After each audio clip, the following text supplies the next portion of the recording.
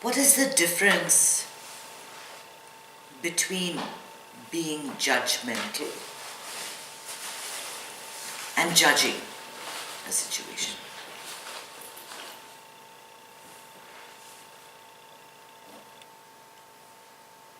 See, when a lawyer, when a judge comes into a courtroom, right, he listens to a case and he hears the good things about it and he hears the bad things about it. And after a verdict is passed, he gives a judgment. How is a person going to be punished? Or what is the worldview going to be about this?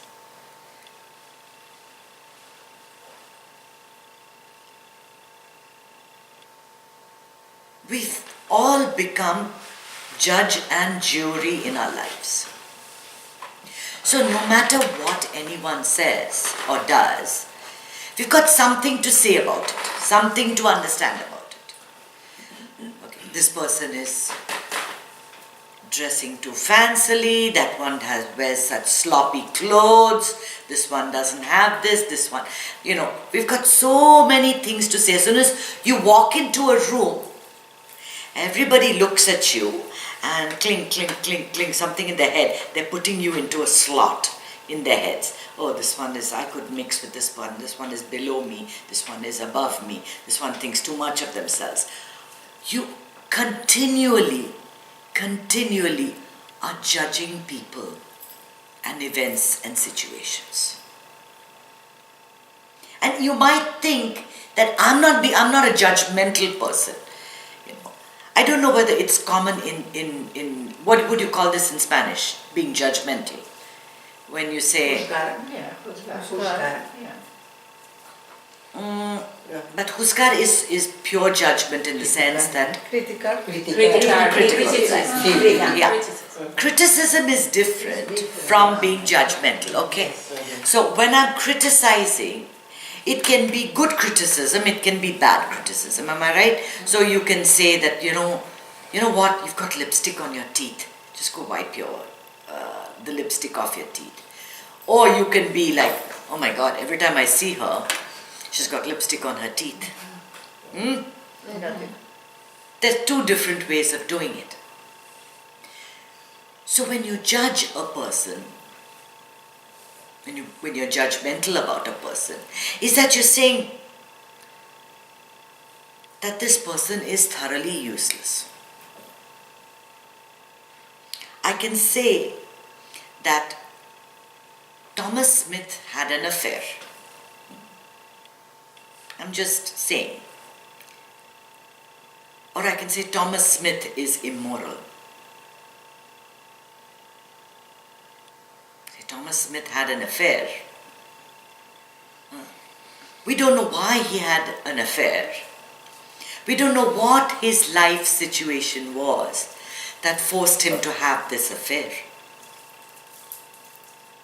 But in our minds, people who have affairs outside of their marriage are immoral.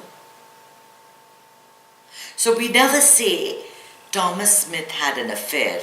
Just, oh, that person, Thomas, he is immoral. We've been judge, jury, and executioner. We have killed him.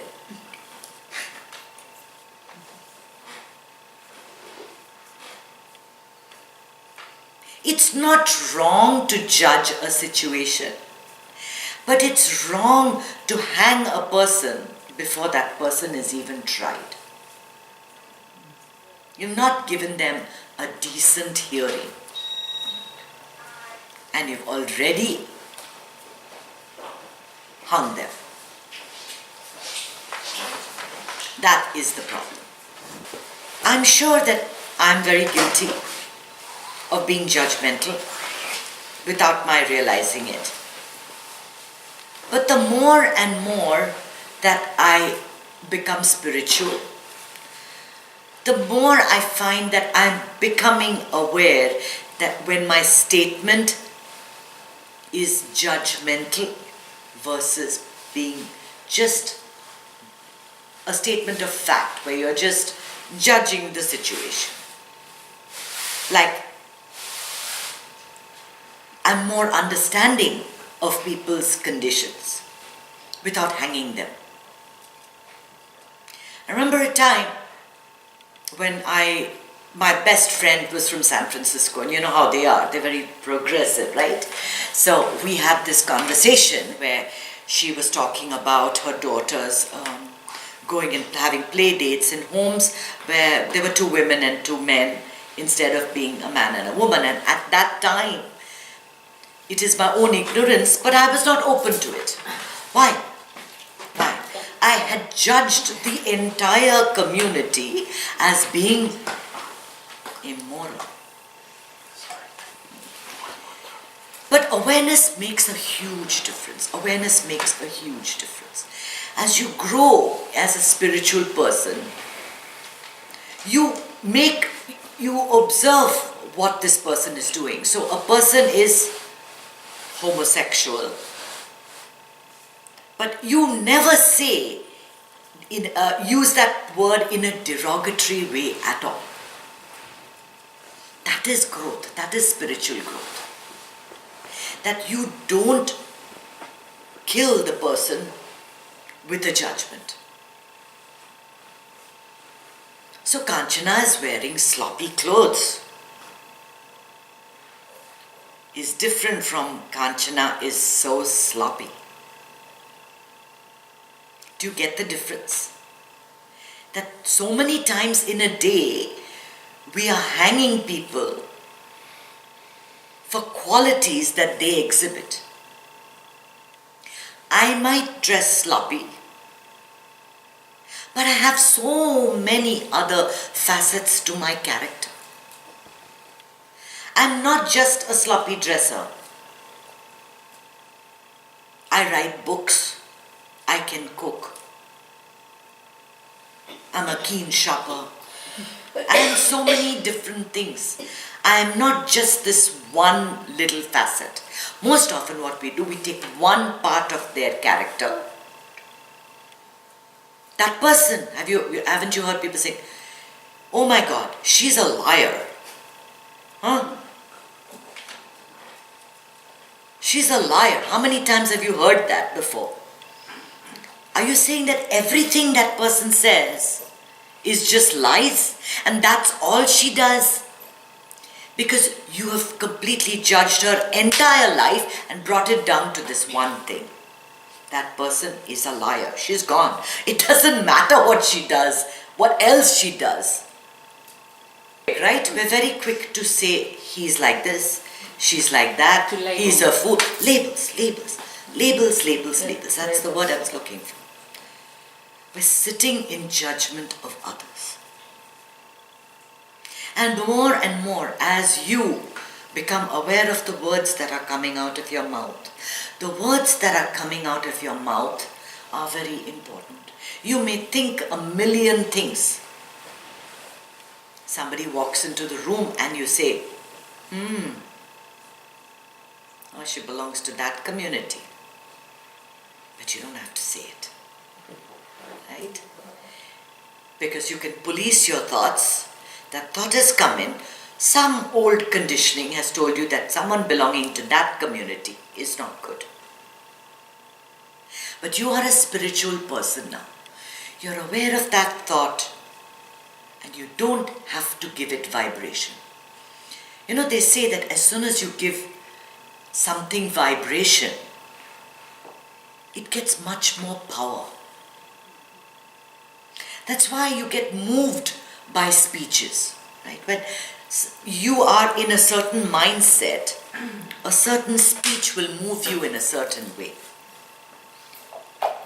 You see people that are, you hear Hitler speaking, hear any of his speeches. He's an extremely powerful speaker. And the mindset of the people at the time was such, they believed everything he said. Now, I listened to Oprah's speech the other day, and I was in tears. Why? My heart bleeds for the condition of women. Perhaps something from lifetimes. I've always had this thing about women. And she touched something that brought something else up inside of me. Words are extremely important. What we say makes a difference. It affects how our children view the world.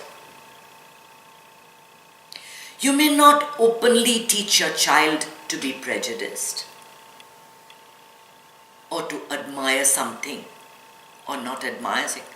Oh, they're lazy.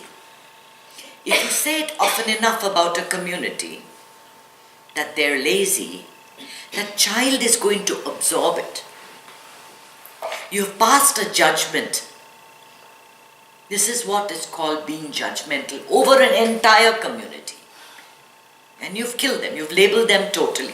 And your child will grow up with that prejudice, with that thought that people belonging to this community must not be trusted to do anything because they are lazy. I'm guilty. And I know that as I'm talking, whatever I'm saying, these are ordinary things. You've said it many times in your lives to many different people. She's spoiled. She's entitled.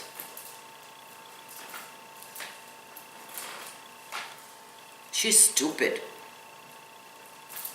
So many times we've said it to so many people. A judgment of others either makes you feel superior, which serves your purpose, or it covers your own fears.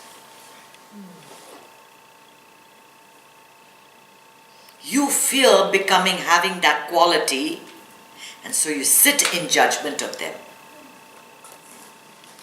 See that attack in Orlando? That young man who attacked the gay community in Orlando.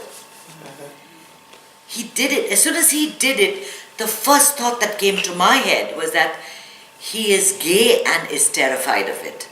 And that's what came out in the investigation later on. Our judgment of others is based on our own fears of what we don't want in our lives. You examine all the things you look down on, that you judge, all the people that you judge. It's perhaps because you don't want to be like them. And it might be a good thing. Don't be like them. But don't give vibration to these negative thoughts. Because passing a judgment on others is always making you feel different from them. You don't pass the same judgment on yourself. If you're doing that, that's even worse. You're not doing the same judgment. You're doing it because you feel that that person is different from you. That's why he's stupid and I'm not. He's lazy and I'm not. He's immoral and I'm not. He's got loose morals. He drinks. For some people, if you drink, oh, you're great. We all drink. Or we all do weed. Whatever it is that you're doing. And anyone who doesn't do it is weird. Do you know how many children have eaten in bathrooms in middle schools all over the country because of this very problem? You want to be accepted and somebody is judging you. Somebody is not letting you fit in. Somebody is saying you're too fat, you're too weird, you're too tall, you're too short, you belong to the wrong community, you belong to the wrong race, you belong to everything that's wrong. Someone is trying to push you out of the room. And you so badly want to belong. The whole world is sitting in judgment of others.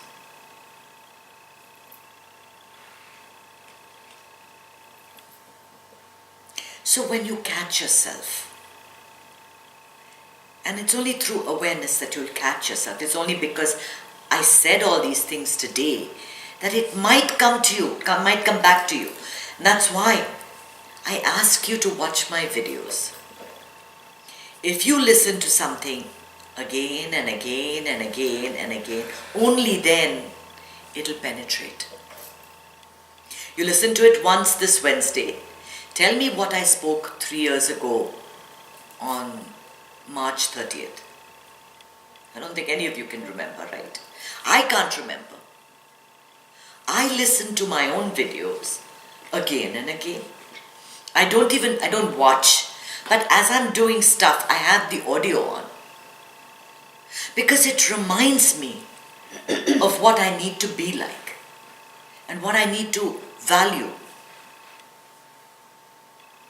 And sometimes you've got to be very aware that in being spiritual, you don't think you're better than everybody else. Again, that's another judgment. Do I think that I'm better than the whole world because, hey, I'm spiritual? That's the worst thing that can happen, right? There has to be this increasing sense of belonging with the community, with everyone. That you don't feel that you are in any way, in any position to judge anyone. Even God doesn't judge.